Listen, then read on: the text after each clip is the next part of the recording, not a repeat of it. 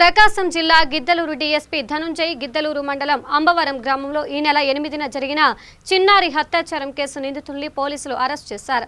దీనికి సంబంధించిన డీఎస్పీ ధనుంజయ్ మీడియాతో మాట్లాడుతూ పూర్తి వివరాలు వెల్లడించారు. ప్రత్యేక బృందాలను ఏర్పాటు చేసి విచారణ చేపట్టామని, 2 ప్రధాన నిందితులను అరెస్ట్ చేసినట్లు తెలిపారు.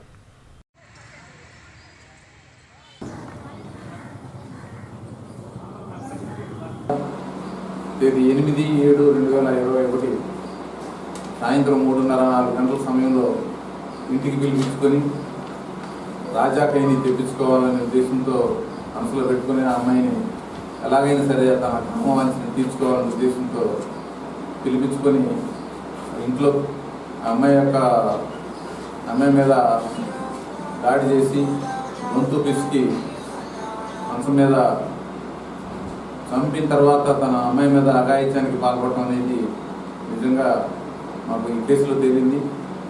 మరి అంతేకాకుండా చనిపోయిన తర్వాత సదరు శవాన్ని ఎలా తప్పించుకోవాలి పడేయాలనే ఉద్దేశంతో ఒక 2 గోతాం సంచుల్లో కూర్చి అమ్మాయిని తీసుకెళ్లి దగ్గరలో ఉన్నటువంటి ఒక కాలువలో ఉన్నటువంటి ముళ్ళ కంపల్లో పడేయటం మరి మీ అందరికీ తెలిసిన అంశమే.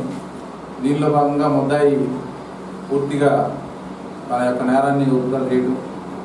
మరి మేము నిన్న సాయంత్రం అనగా 12/7/2021 సాయంత్రం 5 గంటల సమయంలో గిద్దలూరు బస్టాండ్ దగ్గర పట్టుకోవడం జరిగింది. దానిలో భాగంగానే ముద్దాయి తన చేసినటువంటి నేరాన్ని ఎలా చేసింది ఏంటని కూడా రీకన్స్ట్రక్షన్ ఆఫ్ సీన్ ఆఫ్ ఎవిడెన్స్లో పూర్తిగా వివరించడం జరిగింది. మరి దీన్ని మా పై అధికారుల యొక్క సూచనలతో మిగతా దర్యాప్తును కూడా సాంకేతికంగా ఉపయోగించుకొని ముద్దాయి మీద ఖచ్చితంగా శిక్ష పడేలా తీసుకోవడానికి అన్ని చర్యలు తీసుకుంటామని